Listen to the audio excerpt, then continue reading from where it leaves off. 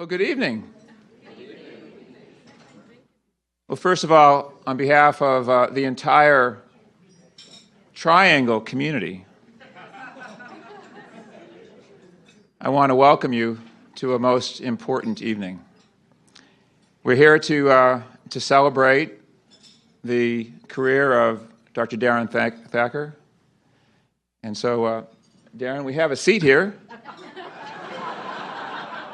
And it's all warmed up. Not quite yet, but yeah, you can. Yeah, we have plenty of scotch. That's fine. We'll keep pouring.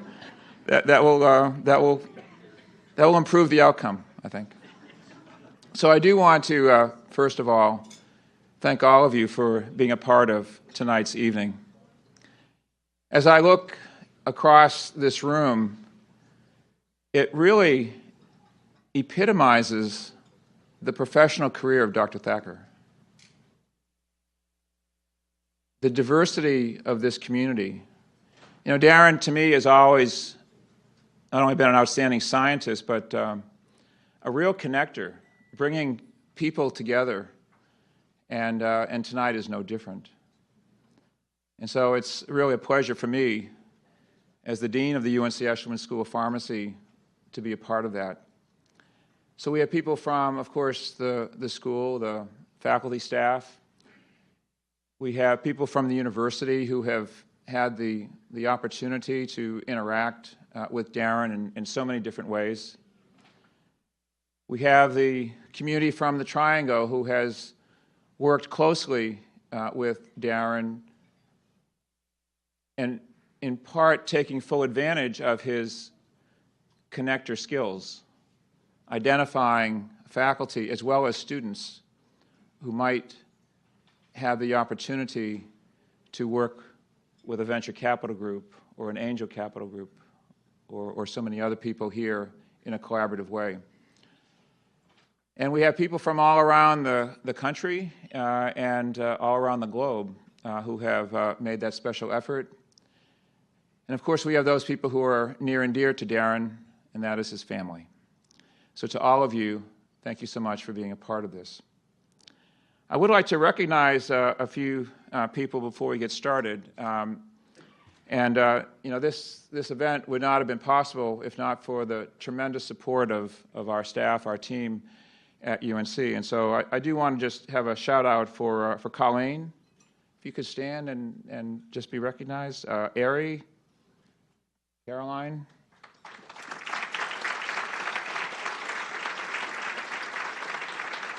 Zawadi, Kevin, Annie Hager-Blanc. And if you've had your picture taken tonight, it's probably by Carol. So Carol, thank you so much. I also would like to recognize a few special guests. Not that all of you aren't special, you know. You're very special. But I did want to recognize a few people. First of all, Kayla Thacker. Thank you. We all just wonder how you have put up with Darrin for 40 years. You know, we've only had to deal with him for 20. You know, you have 20 years on us. I also want to acknowledge Ron Strauss is present here. And Ron, I know that you have worked in so many different dimensions with Darrin, and thank you so much for being here tonight. We also have the person who hired Darrin here tonight, and my predecessor, Bill Campbell. And Bill, thank you very much for taking the trip from Washington State to be a part of tonight's evening.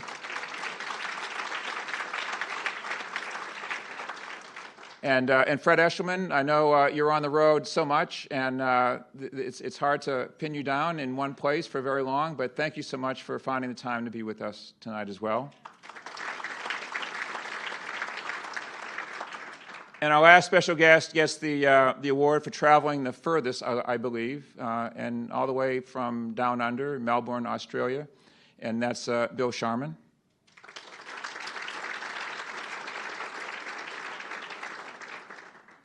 Now, we gave him a prize for that. He has two free nights at the Blue Inn, so That's what the winner of the traveling the furthest distance. So we're going to have dinner, and then somewhere during dinner we're going to begin the roast. And I think that we had some conversation about where we were anticipating this roast to go. And Kim Brower was asked the question, what do you think? What's your estimation of the roast? And she said, medium rare. And then I said, no, raw. So enjoy dinner, and we'll be starting our festivities pretty soon. Thank you.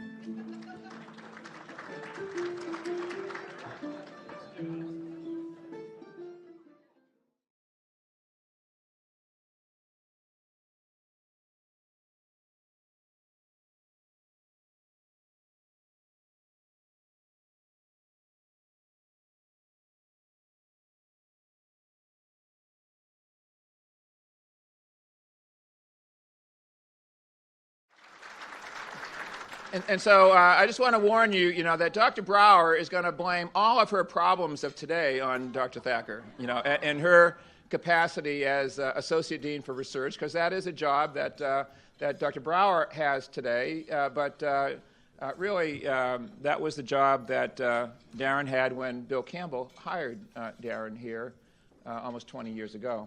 So I'm going to give Kim an opportunity to, tell us what's on your mind, Kim.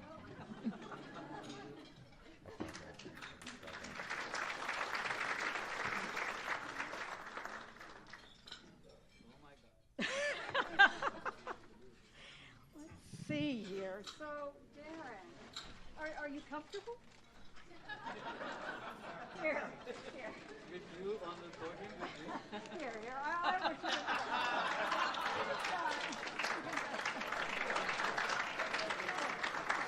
They're vegetarian, and you can eat them while I'm talking along with your friends. So, Darrin, here we are again at your retirement celebration again, right? I had so much fun roasting you the first time that I was first on the volunteer list for tonight. And I'm so glad that you're close by here. It'll be just right. You see, Darrin and I have known each other for quite some time, and so I actually have a lot of stories to tell, and Darrin knows it. So, Darrin, I first think I met you at Glaxo. I have this recollection of you sitting in this neat, organized office with your Mac computer that was in a world of PCs there, right? So things have changed a lot. You built a world-class DMPK research team at Glaxo. Many of you are here tonight. I don't think that Glaxo or GW or GSK or whatever they call themselves today ever really recovered when you moved to UNC over 20 years ago. We are still trying to recover. And I always said that you were the best acquisition from the Glaxo Wellcome merger. So as the dean mentioned, when Darrin joined UNC in 1996 as the Associate Dean for Research and Graduate Education under Bill Campbell, I, some lapse of judgment, agreed to be the school-wide director of graduate studies. And so Darrin really taught me a lot about administration. It was my first administrative appointment. And, I think we were a pretty good team together, actually. You taught me a lot. And if I'm not doing a good job now, just blame Darrin. I think that'd be good. So I have to admit, though, I always wondered why Darrin drank so much coffee that might come off here, but I can talk loud. And carried 2 cell phones that were always ringing, and he could talk on both of them at the same time. Something amazing. And now that I'm in this job, I actually understand. So speaking of coffee and caffeine, did you know that Darrin is a rapid caffeine metabolizer? I mean, he's a super ultra rapid caffeine metabolizer. And honestly, I think that's how he got interested in the metabolism field. ability to metabolize this stuff. And I actually was thinking that we could do a kinetic study with Darrin. And, I'm a kineticist, of course, I'd like to measure the half-life of caffeine in dairy, but I don't think we could draw the blood samples fast enough right now. So, as you know, Darrin is passionate about science, about globalization and entrepreneurship, and he's very hardworking and he's very determined. In fact, he's so hardworking that he doesn't sleep much. Well, he drank as much coffee as he does. You wouldn't sleep either. So, you might think that I'm a quiet and reserved and soft-spoken person, and I never raise my voice. No. Okay, well, I'll be roasting you someday, too.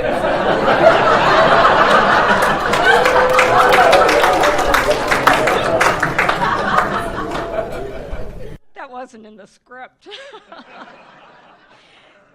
So I just have to tell you honestly that Darrin and I we don't always agree on things. I know that'll come as a surprise to a few of you that work closely with him, but and we've had some pretty heated discussions.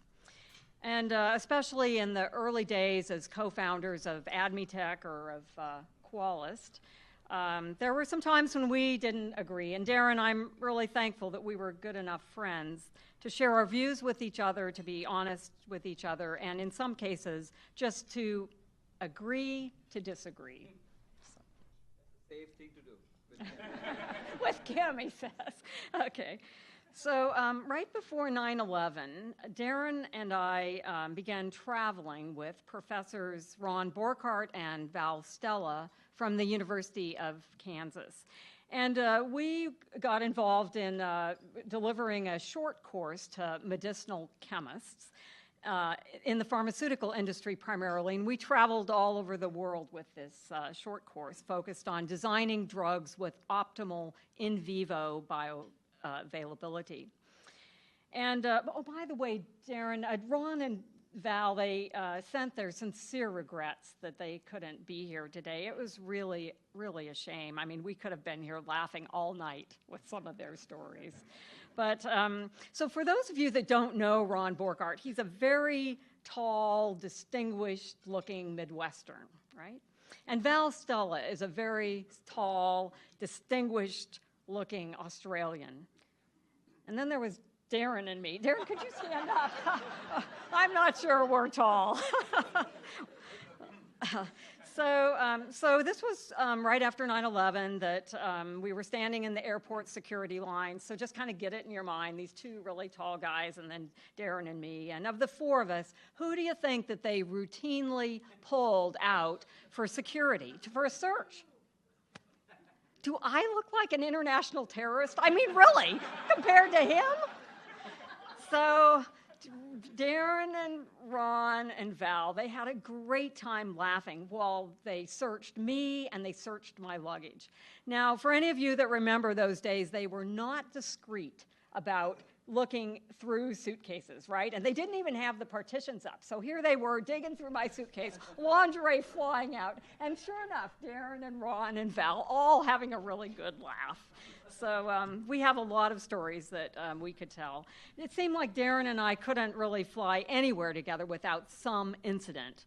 His idea of getting to the gate on time was being there 5 minutes ahead of time. And the flight, it was always delayed whenever I was flying with you. It was always delayed. It was your fault, I'm positive. It got so bad that I wouldn't even go on the same flight with him. And somehow I always managed to get there on time. But of course, if we were running late, then Darrin tried to make up time by driving extra fast down the freeway. I'm actually surprised that we both have lived to be this old, Darrin. And I kept telling him those flashing red lights behind him, they weren't the airplanes. So, you know, our youngest son is actually a pilot. And Darrin, he reported the other day an incident at RDU. So he said there was this this guy with a beard and a single-engine plane taxiing down for takeoff, going way over the taxi speed limit of 25 miles per hour. I know you probably don't know how to read the speedometer that speed, but 25. And just remember, you can't pay off those fines. They'll take away your pilot license. So in retirement, Darrin, I want you to take care of yourself, and I actually want to make sure that you have a little something to go with your coffee. So just in case you run out there's some more chips for you to eat. And seriously, on behalf of all of the faculty, the graduate students, the postdocs, thank you, Darrin, for your high standards and for always being there for us. Your enthusiasm for improving health and for on a global scale, and for your entrepreneurial vision, and for your leadership with the Campbell Mentoring Program. It's just we can't thank you enough for that. And it's taken multiple administrators to fill your shoes. So no matter where your travels take you, in this next chapter, I hope that you will be blessed by good health and by much happiness and close friends that will keep you laughing and remind you that UNC is actually your home. So thank you for being a wise advisor and for helping build our top-ranked program here at Carolina.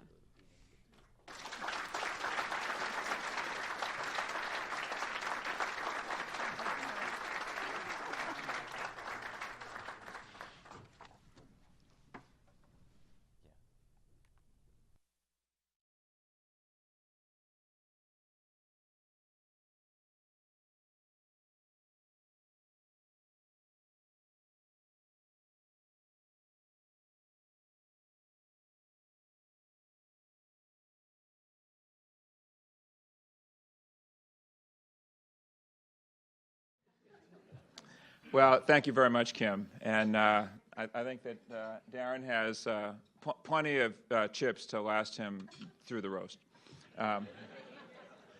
We still have some left on the table.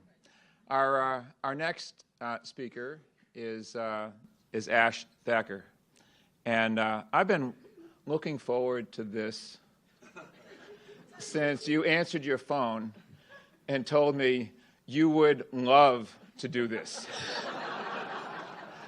And I have had the pleasure of listening to Ash once before, actually twice before, make remarks. And all I can tell you that Darrin, you're in a lot of trouble. So, Ash, please come forward.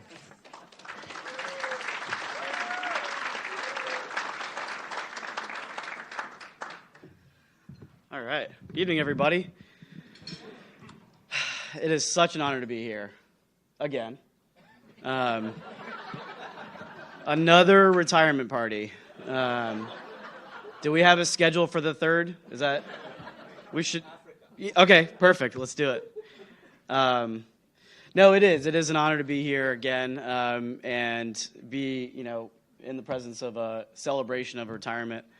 I think back to last summer, and for those of you who were here, it was a wonderful ceremony, and it was put on by the students, which obviously said a lot. And it was a tribute to my dad's life's work. And I can't tell you how happy I was to be there that day, because honestly, it was the best nap I've had in at least 10 years. Okay? Not to downplay the things that my dad has accomplished, but for the people that aren't in this room, who really cares, right?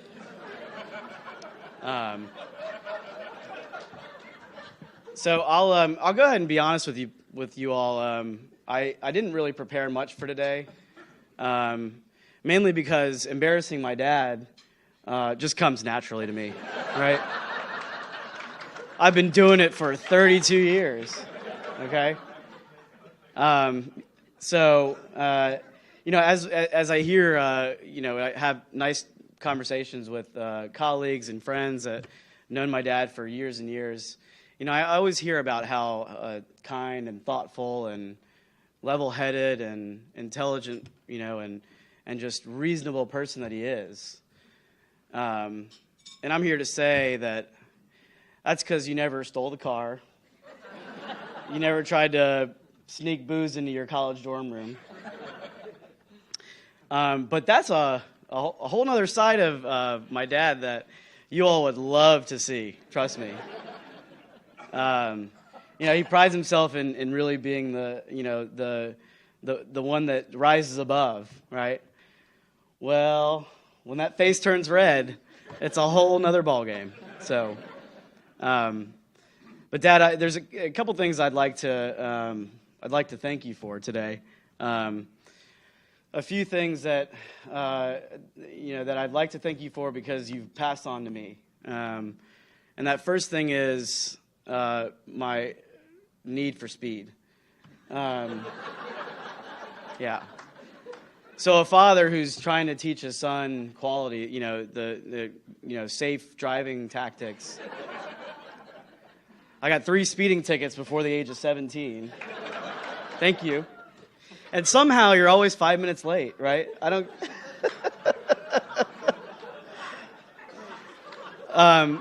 But it's a good thing that technology has come to where it is, because in my dad's car now, it actually beeps at him when he hits 80 miles an hour. I drove his car here. It beeped at me twice. So thank you for that. Another thing that I'd like to thank you for, Dad, is another thing I inherited from you, and that's your passion for spicy food. Now, I'm not nearly in the realm of this man, but this is a man who's once I watched him put red pepper on a banana. All right? This is not a joke. Red pepper, and Indian red crushed pepper, not your pizza crushed red pepper. Because I guess fruits, why eat something sweet or green or healthy or anything like that? I'm really glad Dr. Brower brought out some of those chips. And amazingly, there were potato chips as one of the appetizers out there, which is a perfect tribute. I'll let that segue into another thing that I'd like to thank you for. And that's that you didn't pass on your obsession with CNN. I don't know if you all know this, but this is a normal evening for my dad. He'll come home after a hard day. Obviously, he works, long, long days. He comes home, opens a bag of one of those. That's step one. And he'll turn on the TV in the kitchen. All right, and he'll stand in front of the TV, about 2 to 3 feet away from the TV, with the sound just blasting on CNN. All right, and he's got a bag of chips, and he'll wait till a commercial break, and then he'll walk into the living room and turn on CNN. What he forgot to do was turn off the other TV. So I really appreciate the fact that that's not something you passed on to me. I don't know if I could watch as much news as you can, but I certainly will try to find you some more, interesting things to watch. Another thing that I'd like to thank you for not passing down to me, and maybe this is not the right crowd, but your passion for science, is very, very well respected in this room, and I appreciate it. But I'm just so glad that I'm not that boring. When I was growing up, my dad would try to, as I'm learning about life and friendships and relationships and things like that, he tries to find analogies to help me understand, how things work. And so an example might be we're talking about how friends learn and how a relationship grows, and he'd start with saying, it's like when 2 molecules are, and I stop him there. I say, no, I don't know. I don't. Most people don't. So I really appreciate that I've somehow broken out of that and become a much more interesting person. So, and I know I'm gonna hit the firing range now because most people in here are scientists. But in all honesty, I've put this man through a lot. So if he ever looked stressed out, it was most likely because of me. But as much heartache as we've had, and as hard as it has been to manage a flourishing career and a handful of a family, you made it through the first phase. So we're all proud of you and happy to hear about the next phase. You don't get another retirement party when you retire from the next phase of your life. Okay, at that point, we're all going to be too tired. We'll have moved on to something else. So while we're here and while we're enjoying it, let's just pay tribute. So thank you, congratulations, and I love you.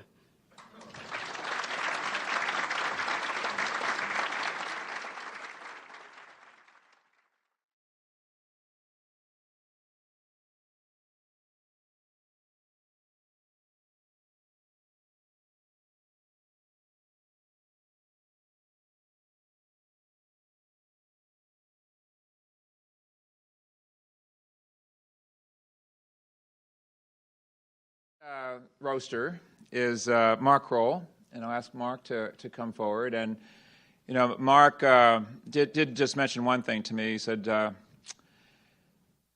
it's just amazing that I have survived because I've driven so many times with Dhiren Thakker, and I've been in complete shock. So he's happy to be here tonight. And you've lived to share, to tell about it. So, Mark, good luck.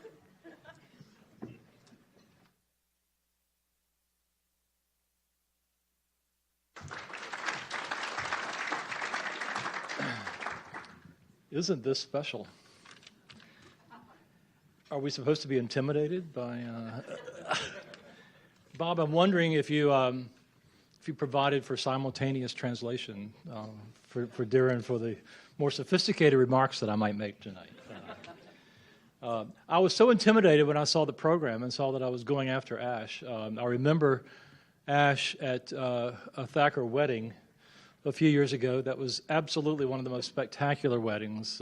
Darrin and Kalis honored their son and his new bride and their family and their future with this spectacular Indian wedding. So wonderful that Margie was surrounded by all of the lovely ladies in their saris, and at one point came running to me and said, "I want to be Indian."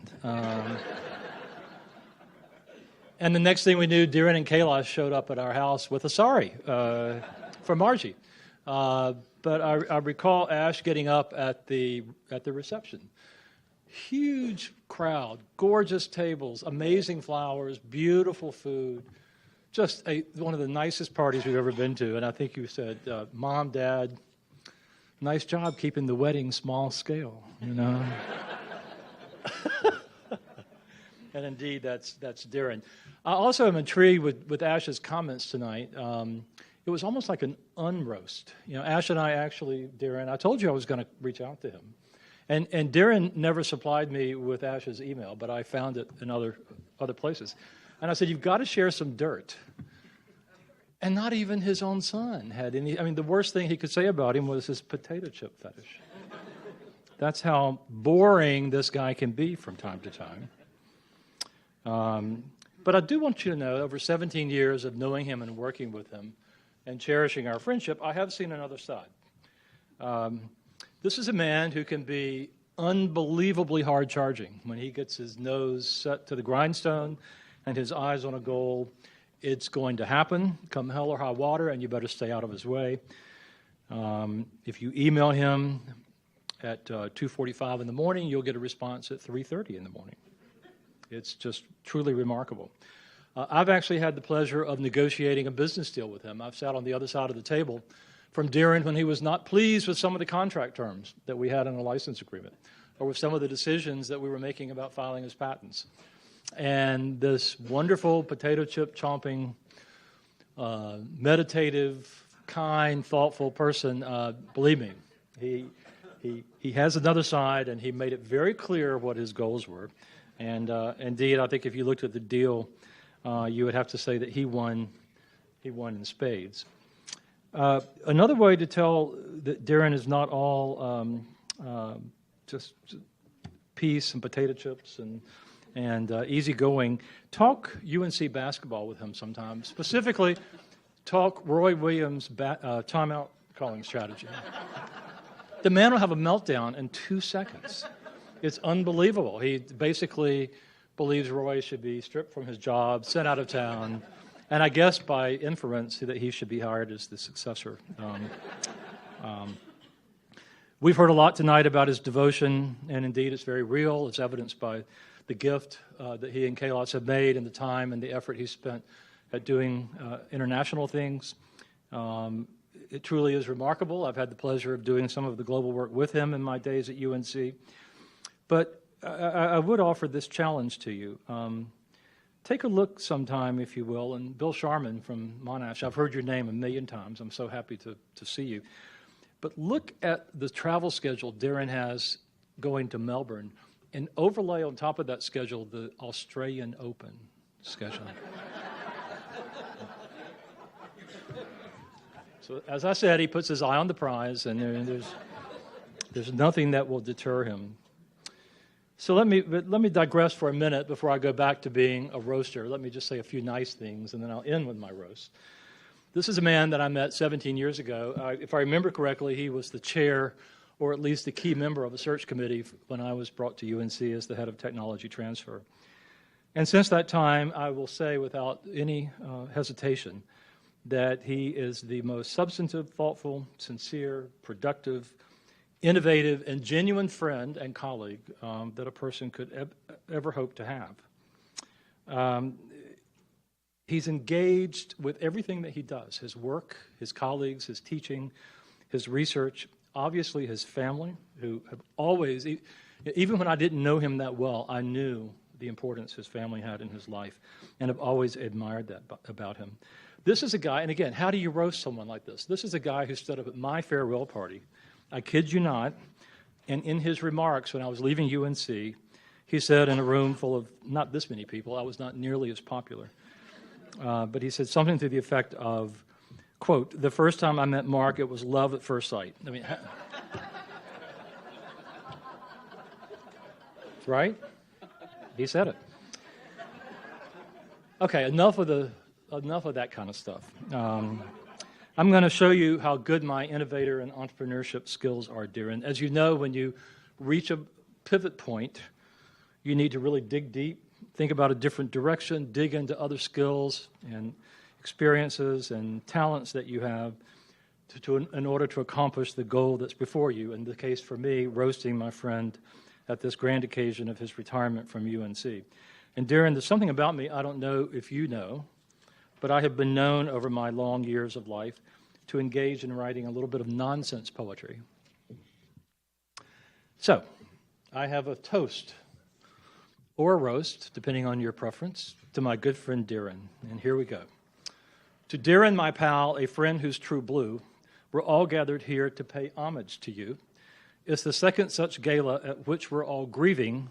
Quite honestly, I'm not sure you really are leaving.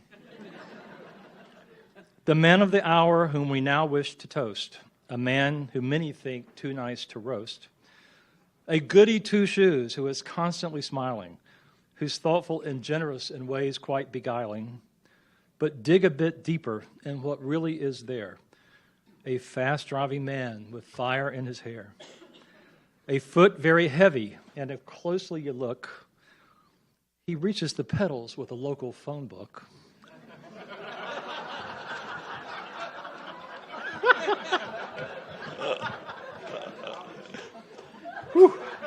Okay, that's it. A scholarly man, so who would have thunk? He holds office hours on Franklin at a bar called Crunk's, where cold beer and scotch and bourbon are flowing, and Darrin's is one name, the staff is all-knowing. He's calm and serene, a real meditator, with few on campus whose stature is greater, Okay, there are two forms of stature for sure. And the second kind, we'll just say, are Darrin's demure. A friend and a mentor, a great citizen too, why some say that Darrin's too good to be true. Devoted to family and all things, quite prudent. The best life on campus as a Thacker grad student. Never a cross word is passed from his lips. His lips stay quite busy while he munches his chips. He always says yes with a smile at the ready. Just make sure the chips and the scotch flow quite steady. It's now time to shift the tone of this roastin', to say nicer things to this friend that I'm toasting. This man is the greatest, and yes, I'm a backer. Please raise your glass and join me in toasting Dhiren Thakker.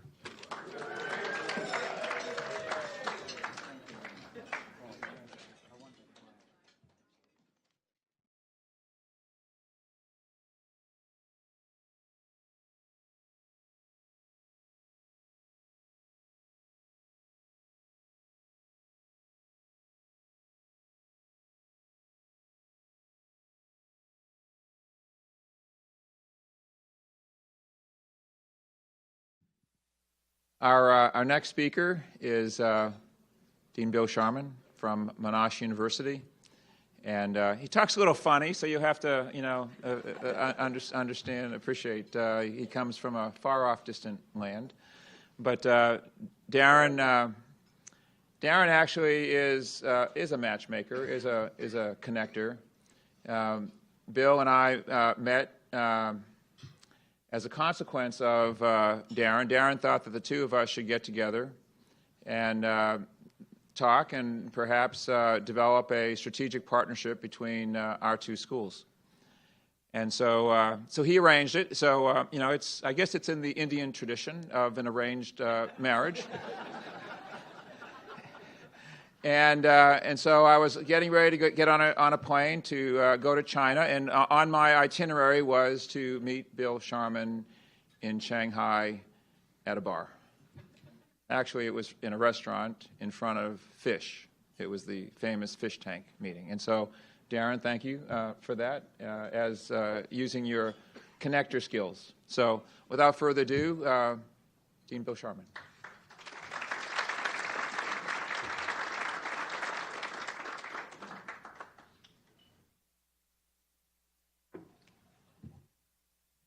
I'm not sure whether I'm the bride or the groom, Bob.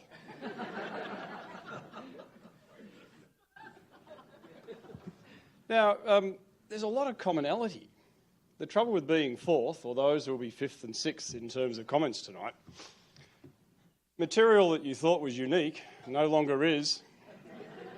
So I may as well just get rid of these sheets of paper and start again. But maybe I've got a different take on them, sir. So look, I'm thrilled to have the opportunity to be here this evening to honour and recognise a phenomenal person who's looking far too comfortable sitting here in the seat. And Darrin, to me, has been a scientist, a mentor, and a friend.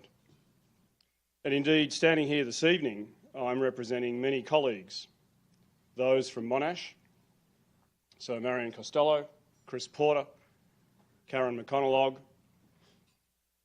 Susan Charman, Paul White, Ian Larson, and Tina Brock. Friends at UCL that are part of Farm Alliance, Duncan Craig, Rob Harvey and Mike Monday.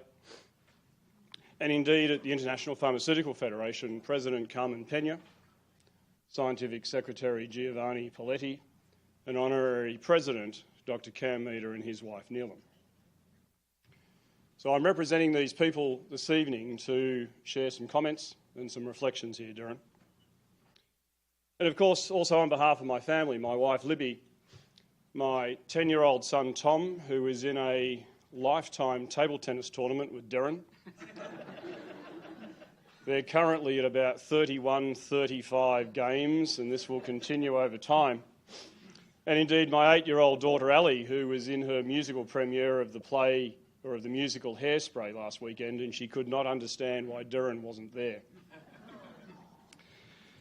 So where to start, Darrin? I've got 6 minutes.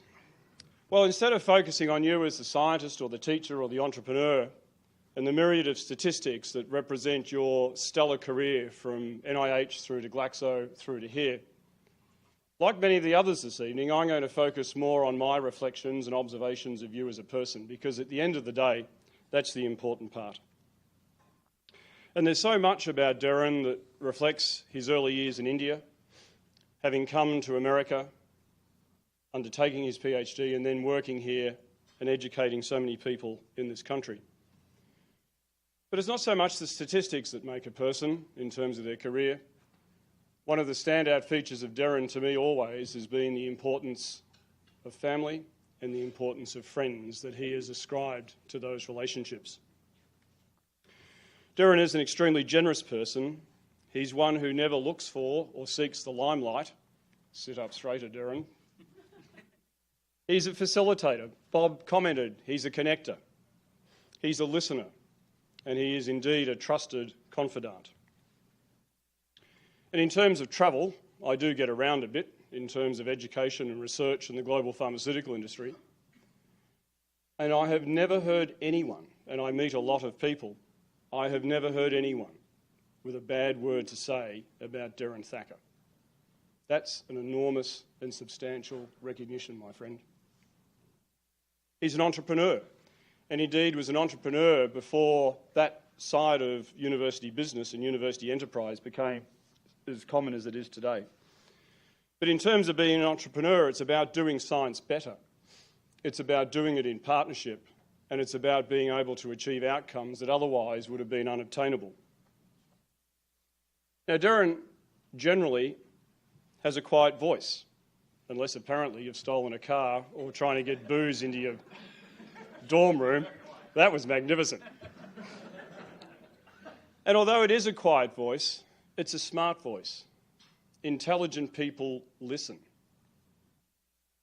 And they want to understand what that voice says. Darrin doesn't need long, eloquent sentences or flowery words to make a point. His points are clear, they are concise, they are on topic, and they are always goal-oriented. And I think importantly, the points that Darrin makes in conversation and in meetings, the points are never selfish or those for self-gain. Earlier in January, and I do believe it was after the Australian Open, just another one of those random events, Darrin came and spent the weekend at our beach house, and we had a wonderful time with our family, and we had a chance to go for a walk along the beach. And we went for a walk along the beach one morning, and I had a memorable conversation with Darrin about Gandhi. Do you remember that? And we spoke about Gandhi's life in general, his approach to life, the lessons that Gandhi had learnt, and his understanding of the ways by which he was able to influence people in his life. We spoke about his time in South Africa, the Salt March in 1930, his support, Gandhi's support for the equality of women, his role in the independence of India from Great Britain, and especially his overwhelmingly humanitarian view of the world. And Darrin, I would suggest that if Gandhi met you, he would see an image largely of himself with regard to those similarities in values, equality, and that humanitarian view of the world. There's always a but. But that's where those commonalities finish, because to my way of knowledge, Gandhi did not spend a lot of money on expensive clothing. He did not drive fast motor cars. And he surely didn't imbibe whiskey like you do. So there are some important differences. We've spoken about Darrin being that global citizen, and that's been represented through the different work programs, the influence in terms of partnerships, and indeed, as Bob had suggested, and this was before I'd met Bob, Darrin organised lunch for Bob and I to meet. He said, "Leave it to me," and I trust him, and I did. You were lucky. You had an itinerary. I never got one. And talk about Shanghai in Shanghai. that was the chance for us to meet. And that Darrin knows how things worked. And he knew that that would work. And it has been a wonderful arranged marriage, I guess it is, because he knows that it's people that make things work for the long term. So I'm glad that you were able to organise that lunch. A little closer to home than Shanghai next time, maybe. But your foresight there was key. And indeed, with regard to Farm Alliance, much of the vision for Farm Alliance, and importantly, the future outcomes that will be shared across the 3 schools that are participating, much of our future success is in front of us, of course. There's good foundations in place. And as those successes accrue, Darrin, we will be thinking of you as part of that. Darrin does have a belief in doing the right thing, and that's the right thing in terms of students, patients, or indeed any of the beneficiaries in terms of his corporate or other work. I know of some of your retirement plans, and I must say, I do find them quite exhilarating. Again, it's that humanitarian spirit that will come to the fore. Now, in terms of science, people have spoken about Darrin having trained in chemistry and biochemistry, and then taken some of those areas into the field of metabolism and aspects of drug delivery.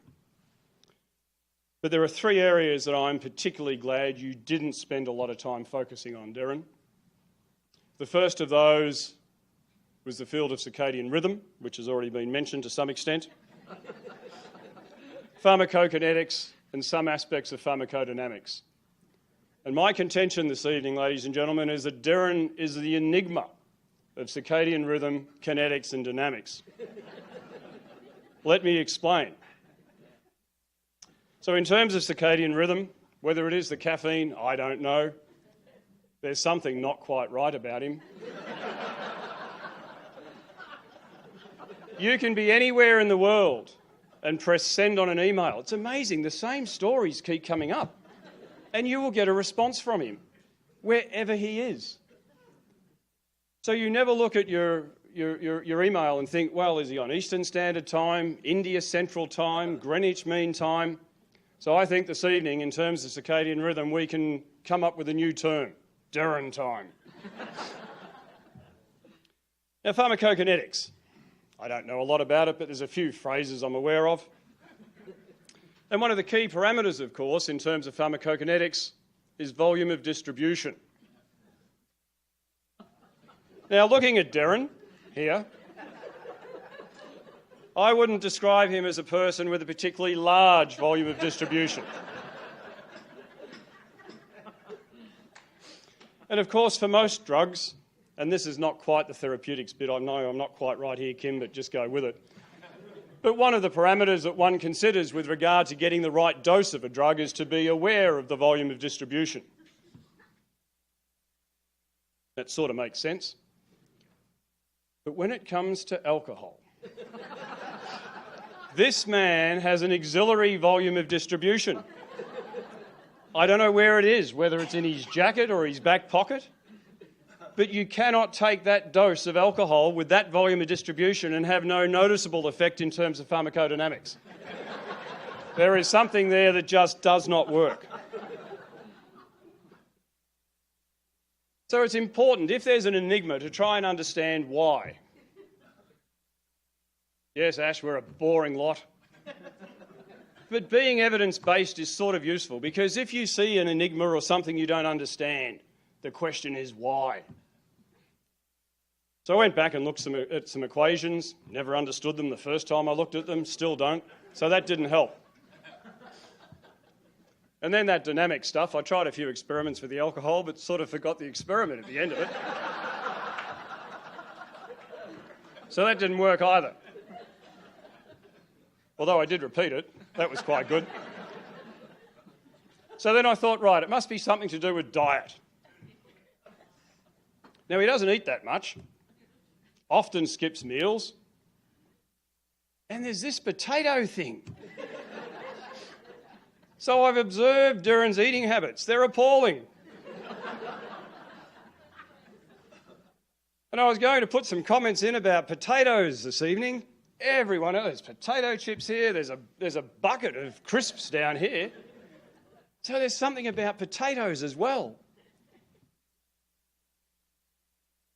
So my conclusion to the enigma of pharmacokinetics and pharmacodynamics associated with Dhiren. Piece of data, potatoes. And another piece of data, whiskey. I announce to you this evening my conclusion is that Dhiren Thakker is Irish.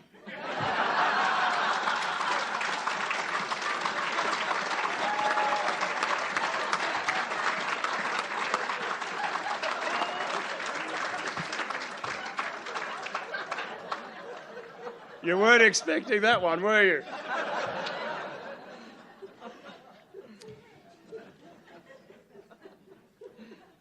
So, Darrin, on behalf of your friends, your colleagues around the world, we're going to miss you and your way of doing things. You have a long-lasting impact on us all. And the one pharmacokinetic parameter from Dhiren Thakker that's important to all of your colleagues and friends is the long-lasting half-life of effect you have on all of us. Thank you, sir.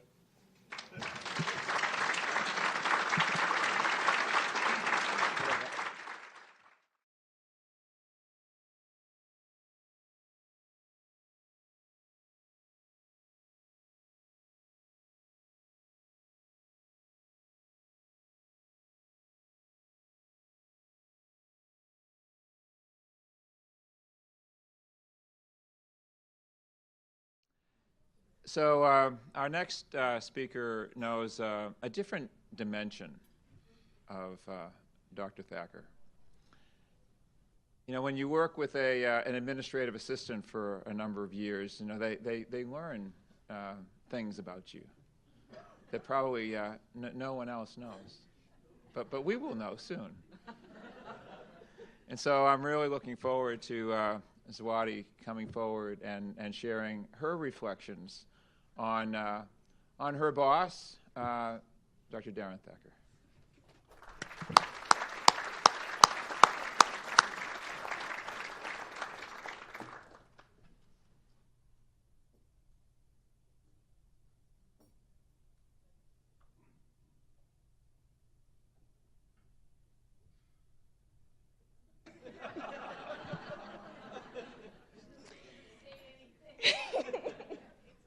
Thank you for that nice introduction, Dean Bluen. Good evening. A lot of you know me, some just by name.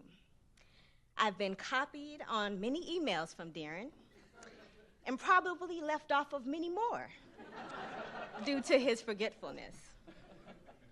And I'm sure many have heard my name uttered often by Darrin. I'll get Zawadi to schedule that meeting. Or I'll ask Zawadi to do it. Or even, I'm sorry I forgot to get back to you. Zawadi failed to remind me. Yeah.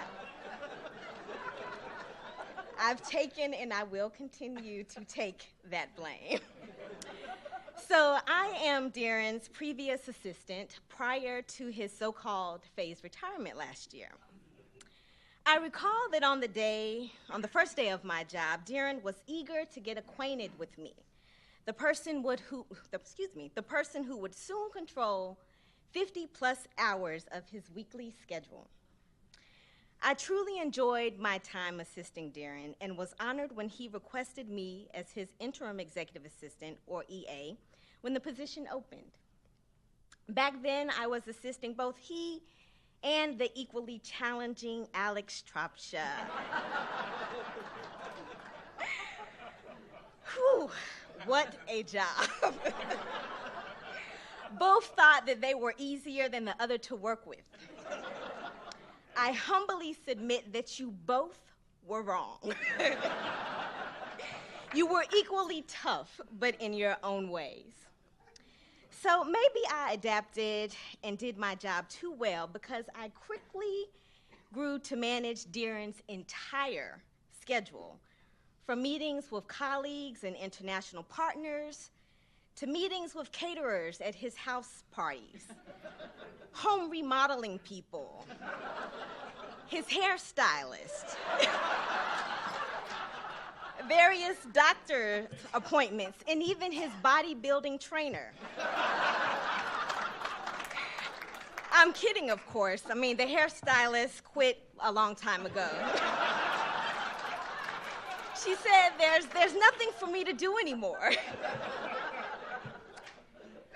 Darrin often thought he could manage his own calendar, even confidently instructed me to book back-to-back appointments, only to exclaim later how I left him with no time to get any work done.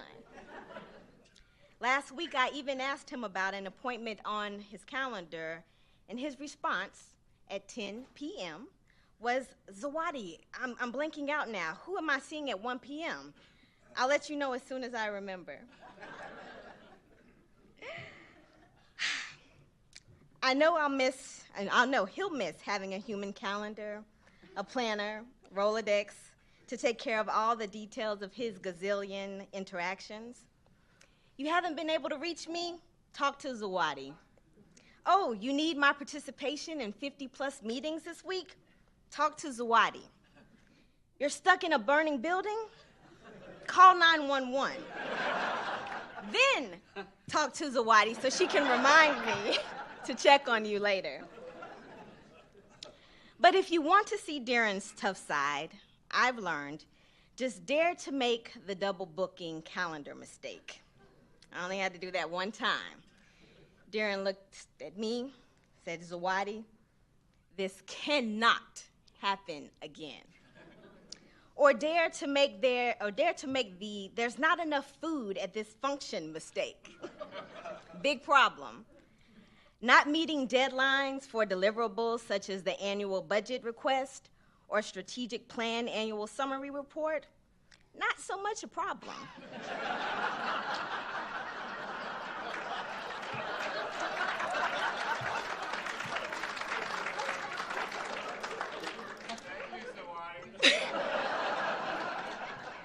But failing to send Darrin an evening text reminding him to wear a tie the next day because he's meeting with Dean Bluen or Ron Strauss, that's a problem.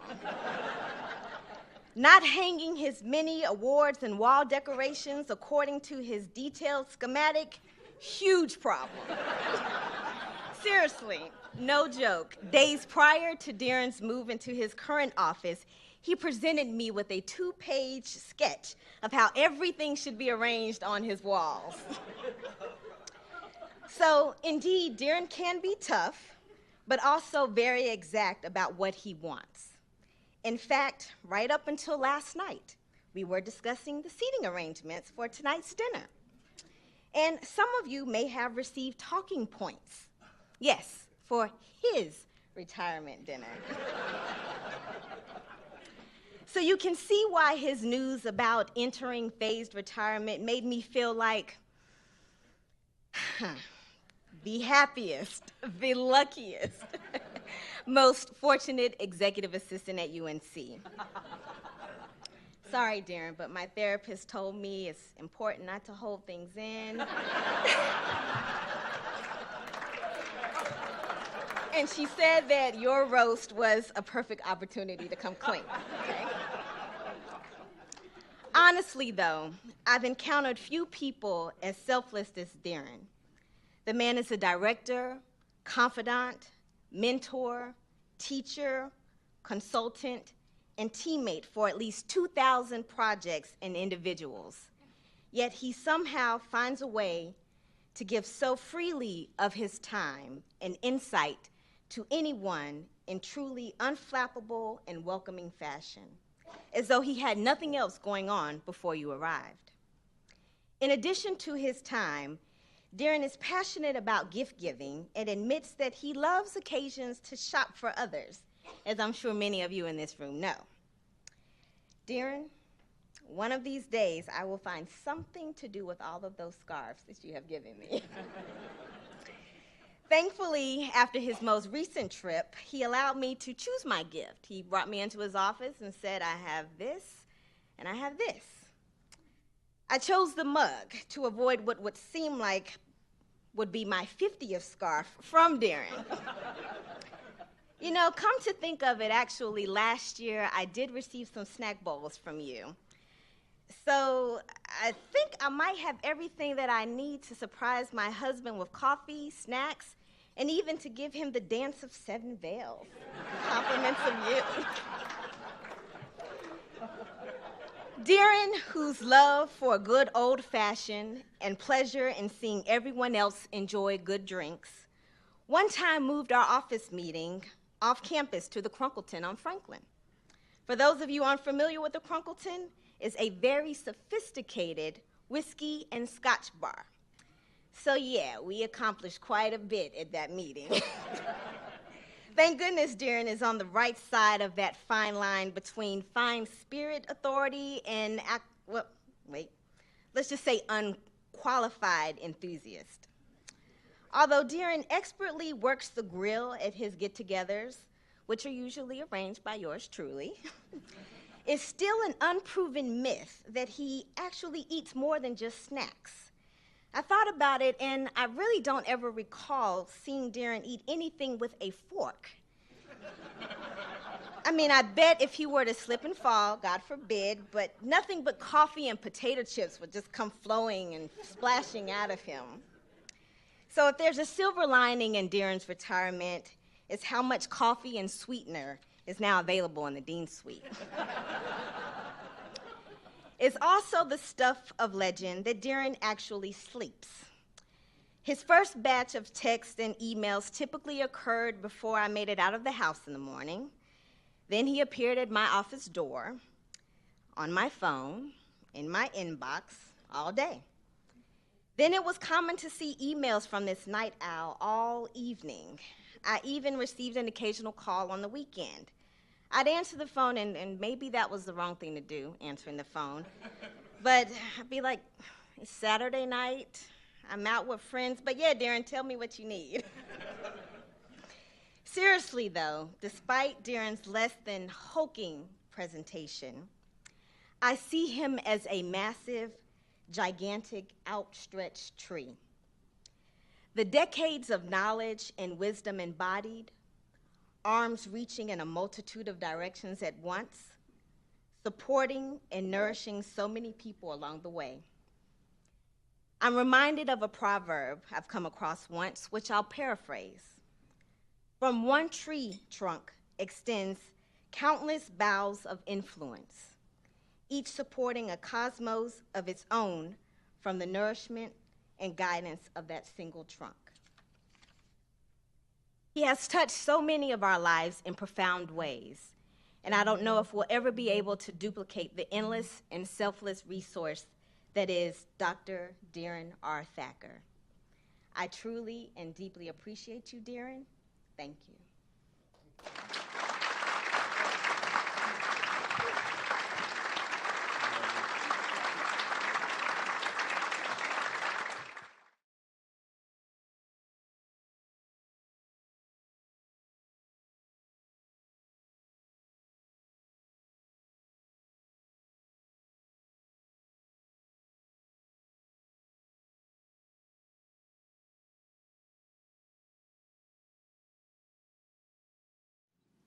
I've added one additional speaker to tonight's roast. I extended an invitation to Bill Campbell, the man who we can hold responsible for Dhiren Thakker coming to UNC. And Bill, it's a real pleasure to see you here back in Chapel Hill, and thank you so much for making the trip from the state of Washington and sharing this most important moment with all of us. And so I know you have some words of wisdom and perspectives about Darrin. So, Bill Campbell.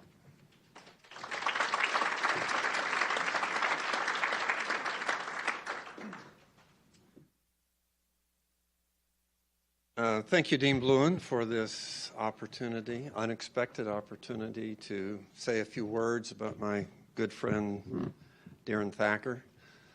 I couldn't help note in the time we had before joining this room the constant theme of comments about people's reflection and experiences with Dhiren, generous, thoughtful, kind, patient, And I'm just here to say that's not the Dhiren Thacker I know.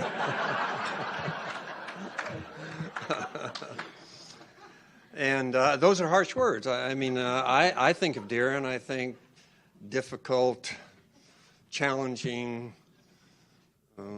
picky. Did I mention picky? And those are harsh words. I understand that, but I think you deserve an explanation. And as Dean Bluen said, I was the person who has to accept responsibility for hiring Dhiren Thakker. And the reason I chose those kind of words have to do with the process of his recruitment, which I'll describe to you in just a moment.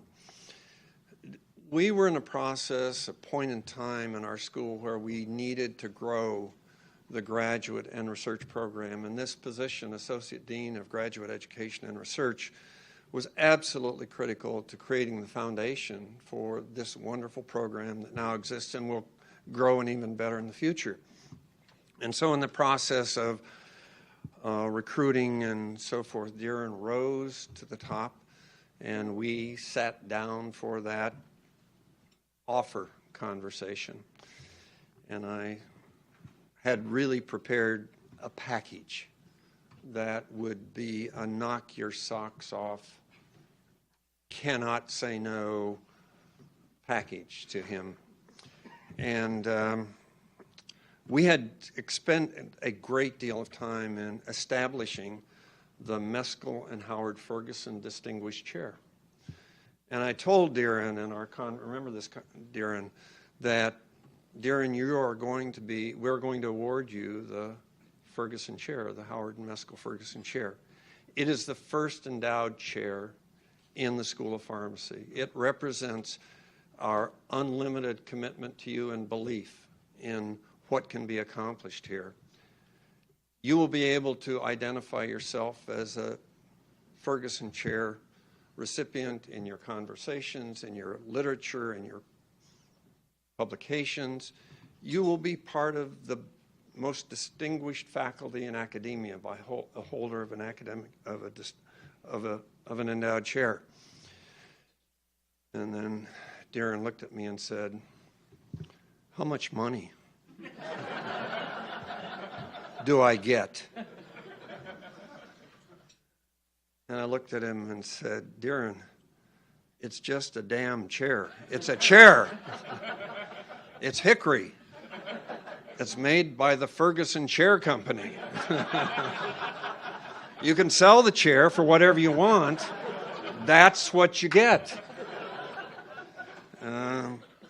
So I kind of knew things weren't going very well in that conversation. You could read his body language quickly that he was a bit disappointed about the offer.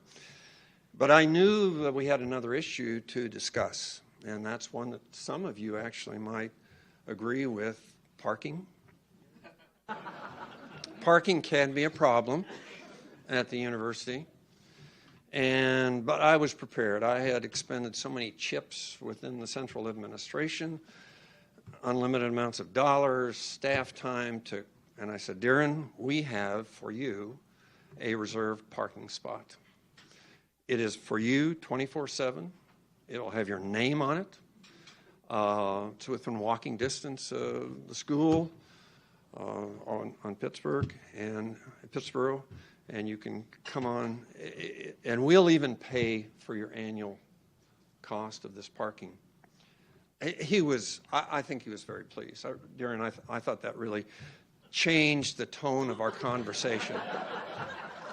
Now, it became a problem later, I'll admit, when Darrin claimed that the parking spot was on Pittsboro. And I said it was in Pittsboro. In Pittsboro.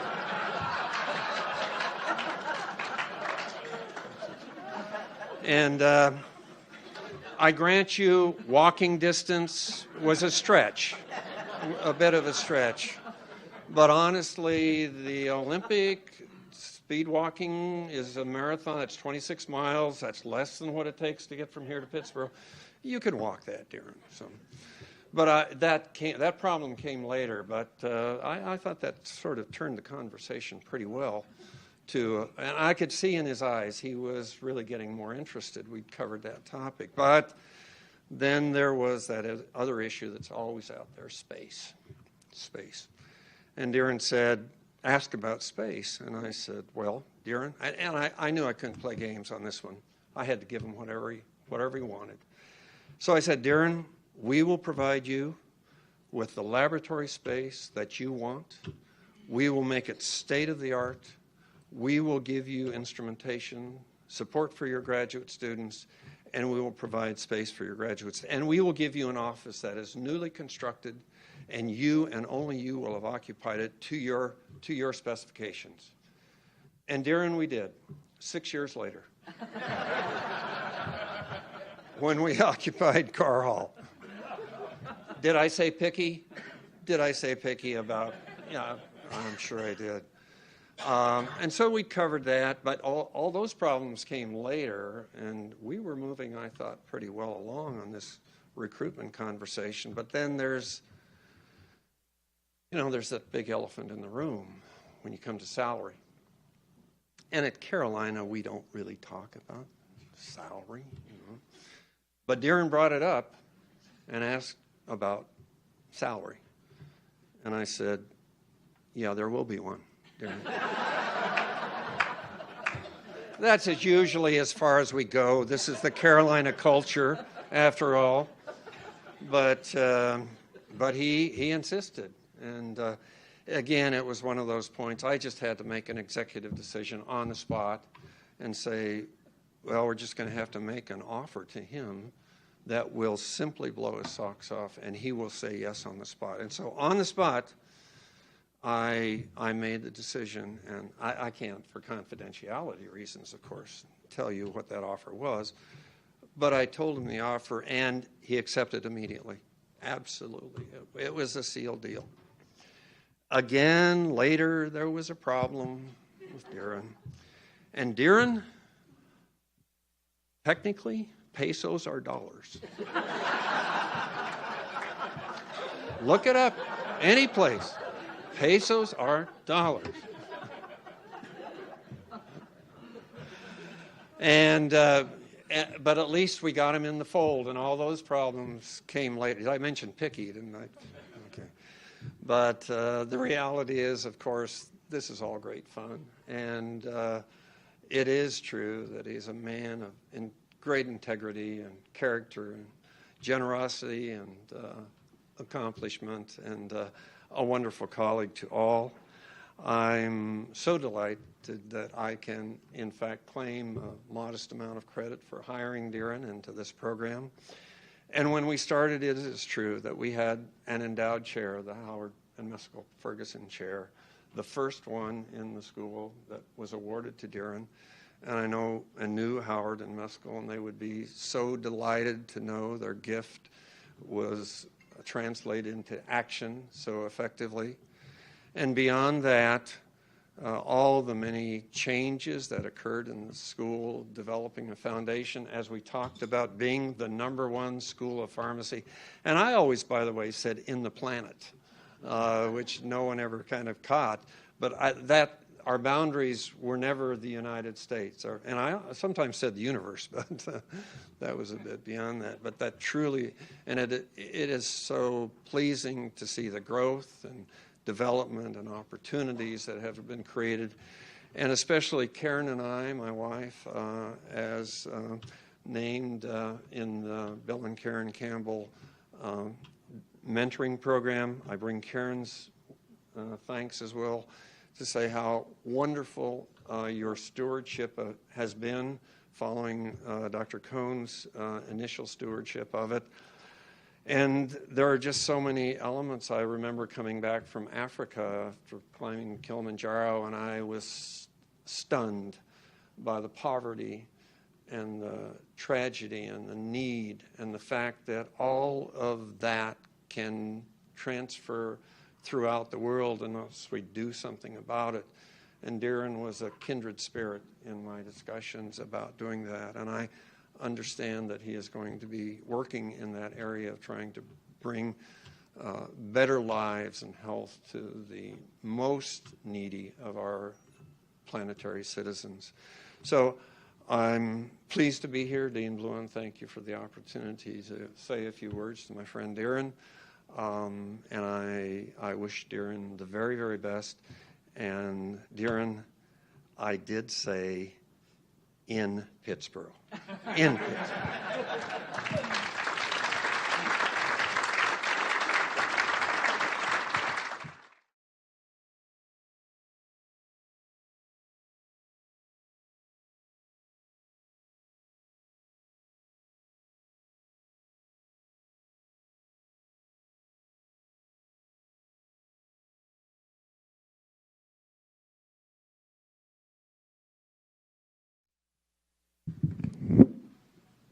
So we're almost done, Darrin.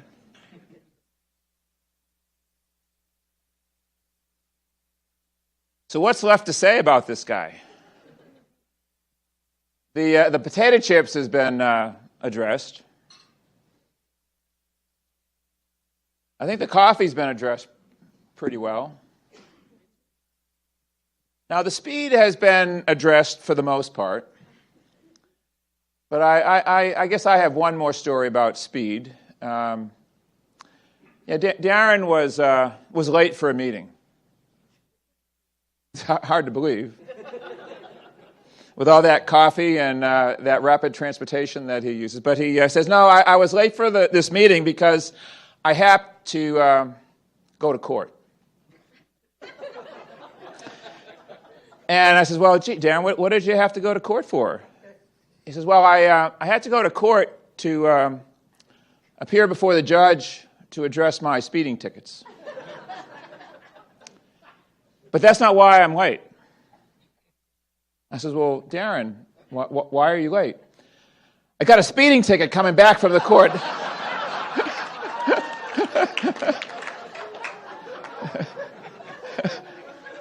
I thought that was perfect. And then, Darrin does pride himself on not needing much sleep. And we've heard a lot about that tonight as well. Right, Darrin? And so I just want to tell you that that's not quite true. But it is true that, no matter what time you email Darrin, he does respond. Except during the executive committee. Because that's when he gets most of his sleep.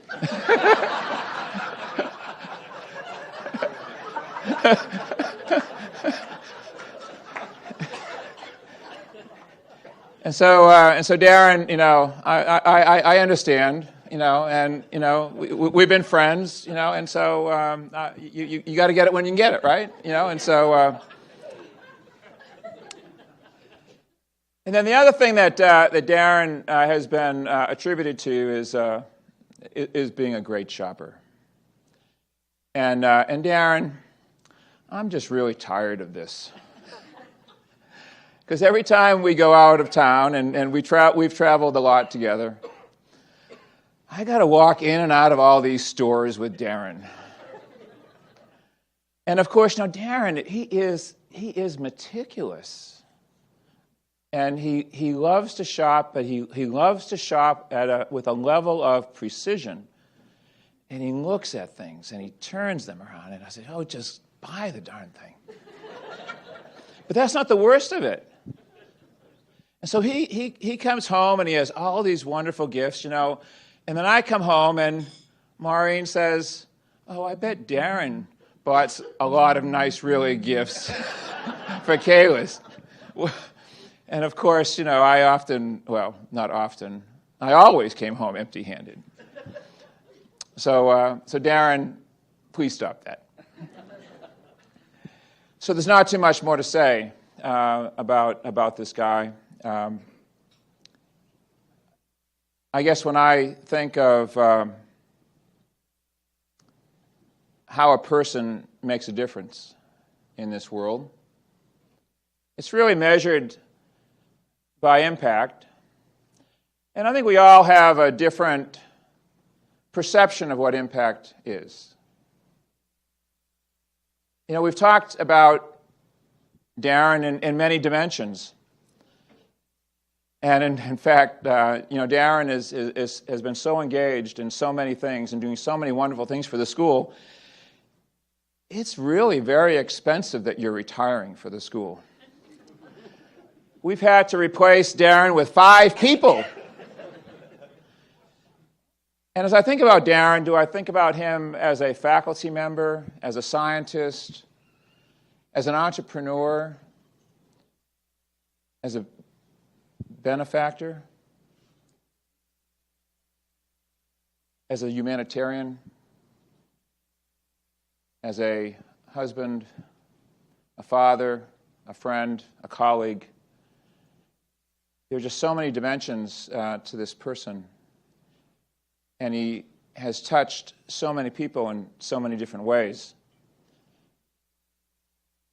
But when I think about Dhiren Thakker and the greatest gift that he has given to this school and to this university, it's really as a mentor.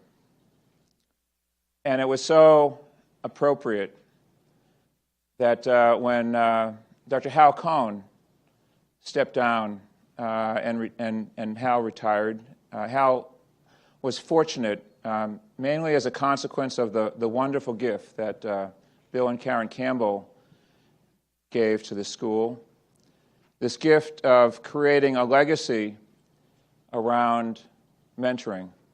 And when Hal stepped down, who was a superb mentor to our young faculty, I for a moment thought, oh, what will we do? And then in the very next instant, I said, I have the perfect person in mind.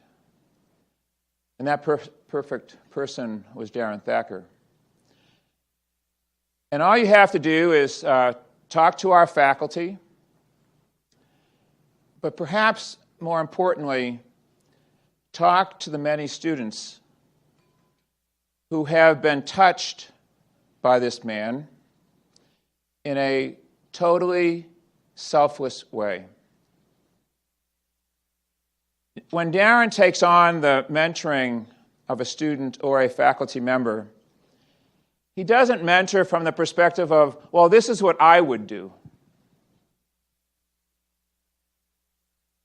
He gets inside of the person's mind and tries to understand what is in that person's best interest, and selflessly guides this person, not over an hour or over a short period of time or even during their graduate thesis work.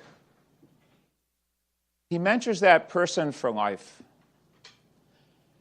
And it is true that we did have an event last summer to commemorate Darrin's departure from the university. And it was put on by his graduate students, his postdocs, and his fellows. And the love for Dhiren Thakker was so apparent across all of the people who were in that room. It was by far the most important thing that Dhiren Thakker did. And that legacy will live on forever. So Darrin, on behalf of everyone here and those of you who you have touched so meaningfully throughout your career here, thank you and congratulations.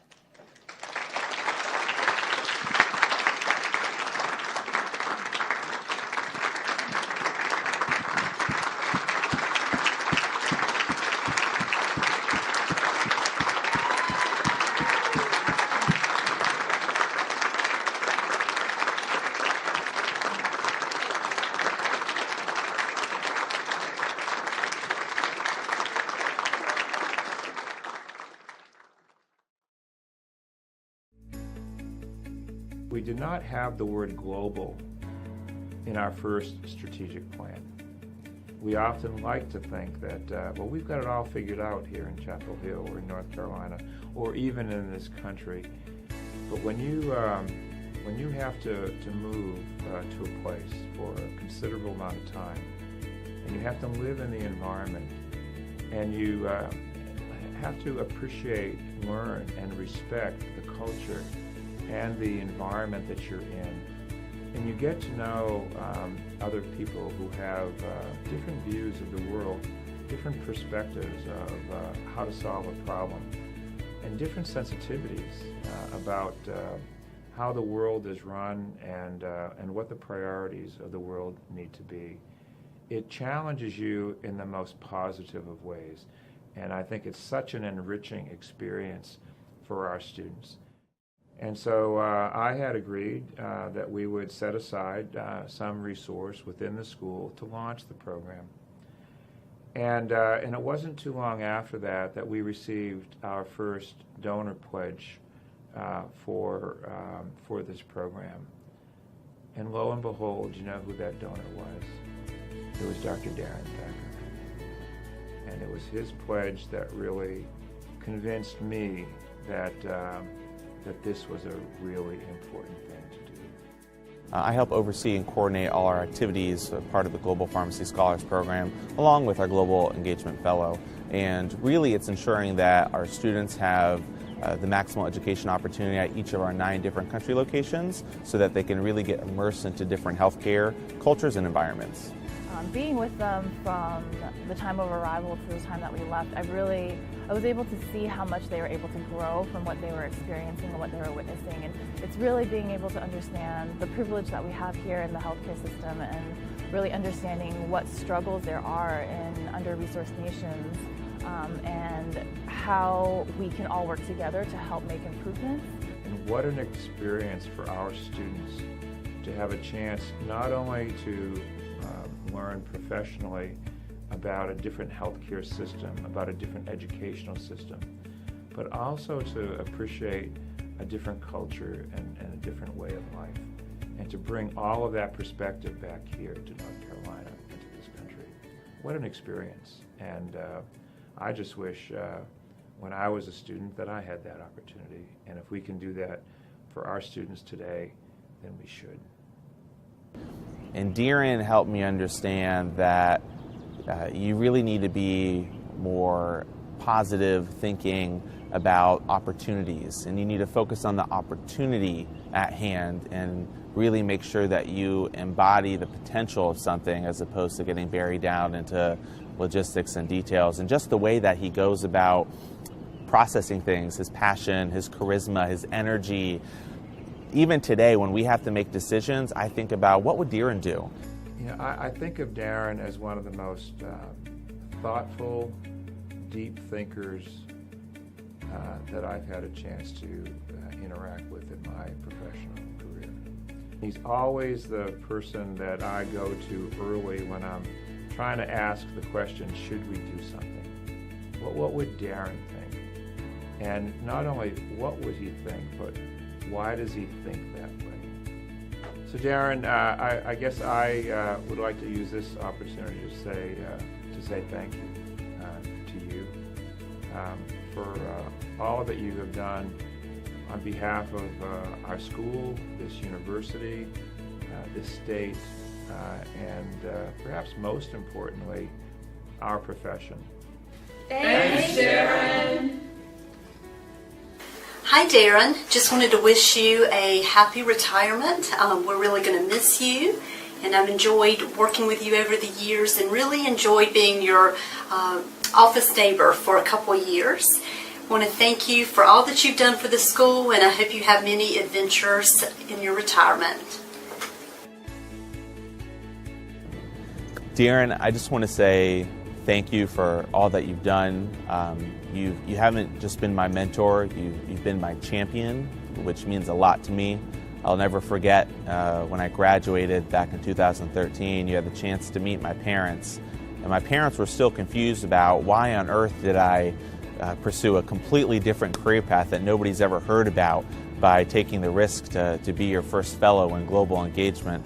But I think my parents would like to thank you as well, because the life skills and opportunities and just the framework of thinking that you've taught me and that's being used today has been life-changing for myself and hopefully for our students moving forward. So thanks so much for your mentorship and guidance.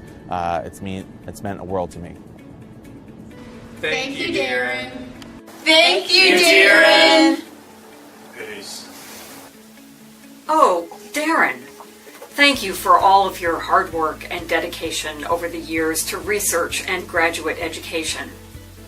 Now I understand why you were drinking all that coffee all the time and why your phone was always ringing. I need to talk to you about this job. Anyhow, thanks for the office. Thanks, Darrin. Hey, thanks so much, Darrin, for all your hard work. We really appreciate it. We're going to miss you. Darrin, even though you might be short in stature, you leave a large legacy. You have left big shoes for many people to fill.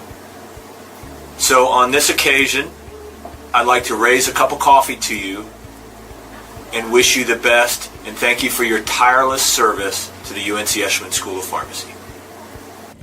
Thanks, Darrin. Thank you, Darrin. It's your fault that I'm here. Thanks, Darrin. Darrin, it's hard to believe that we have worked together for almost 20 years. You have been a wonderful colleague and mentor. I can't even imagine the school without your presence, but I believe that you'll be around for many years to come. Thank you, Darrin, and best wishes. Thank you, Darrin. So I would say from the time that I came on board here, Darrin, I think, has always been a mentor-like figure in my life. He always provides really valuable insight, and I always feel like whenever I'm really stuck in a rut and I can't think of what I need to do, going to him always helps.